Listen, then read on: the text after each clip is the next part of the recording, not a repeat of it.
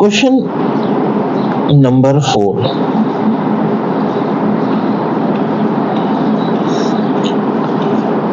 Neutron rings are formed by the light of 400 nanometer wavelength. Determine the change in air film thickness between the third and sixth bright fringes. If the radius of current of the curved surface is 5 meter, what is the radius of the third bright fringe? Neutron ring आखिर होता क्या है? देखो, dark spot होता है central, बाकी छोटे छोटे R1 R2 R3, और जो सबसे बड़ा रेडियस होता है कैपिटल R होता है। ये दिया है 5 मीटर, थर्ड रेडियस चाहिए।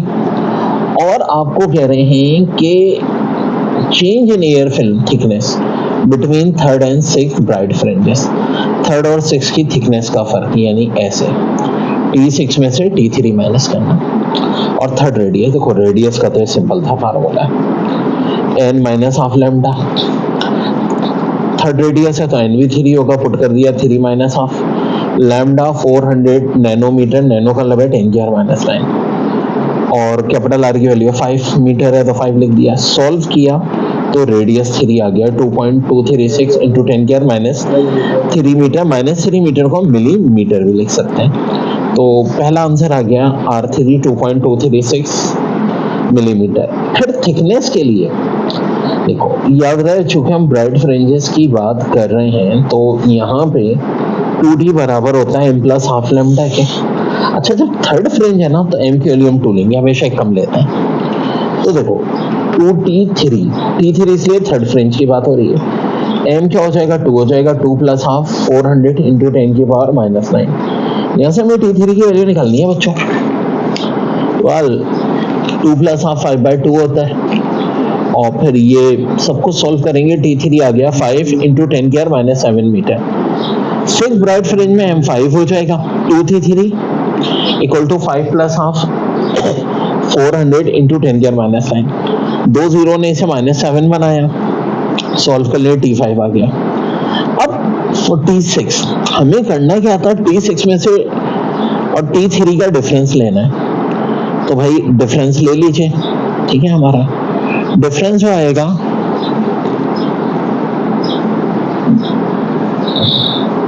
देखिए, ये ना T6 चल रहा है, इसको काइंडली करेक्ट कर लें यार। हम 6 फ्रिंज की बात कर रहे हैं तो एक है T6, ये आ गया। T6 में से T3 माइनस कर लीजिए तो ये आपके पास आ जाएगा दूसरा आंसर भी, यानी 600 नैनोमीटर थिकनेस आ गई। देखिए question number 12, chapter 13, the diffraction pattern from a single slit of width 0.02 millimeter is viewed on a screen. If the screen is 1.2 meter from the slits, light of wavelength 430 nanometer is used.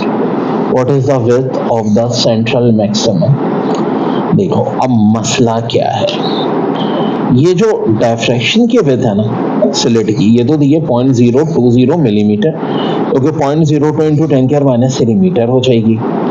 Length की length 1.2 metre है और wave length 430 nano. Nano का मतलब फिर वही बात है 10⁻⁹। अब फार्मूला जो आपसे पूछा है width of central maximum, central maximum की विड्थ बराबर होती है 2 लैम्डा एल अपॉन डब्ल्यू। अब 2 की जगह 2 लैम्डा की जगह 430 इंटू 10⁻⁹, एल हो गया 1.2, और ये 0.02 इंटू 10⁻³ जो 2 इंटू 10⁻⁵ हो जाएगी। देखो मैं करूंगा क्या, इस 2 को 2 से काट दूंगा, ये -5 ऊपर जाके प्लस, तो -9 -5 -4, 430 को 1.2 से मल्टीप्लाई करते हैं 516 इंटू 10 की पावर -4, या कह लें डेसिमल 2 धक्के इधर हो जाएंगे तो पावर -2 रह जाएगी।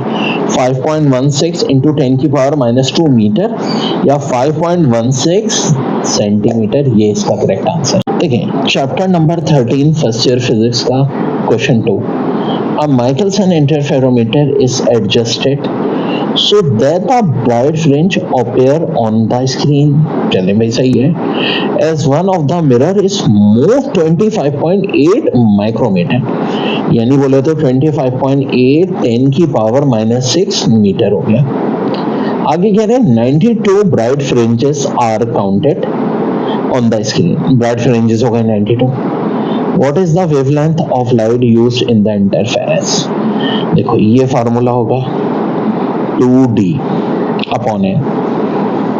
2 की जगह 2, d की वैल्यू 25.8 इंटू 10⁻⁶ और नंबर ऑफ ब्राइट फ्रिंजेस है 92. रखते हैं फार्मूले में, आंसर आ जाएगा 561 इंटू 10⁻⁹ मीटर और 10⁻⁹ को हम कहते हैं नैनोमीटर. तो 561 नैनोमीटर इज योर आंसर बच्चों.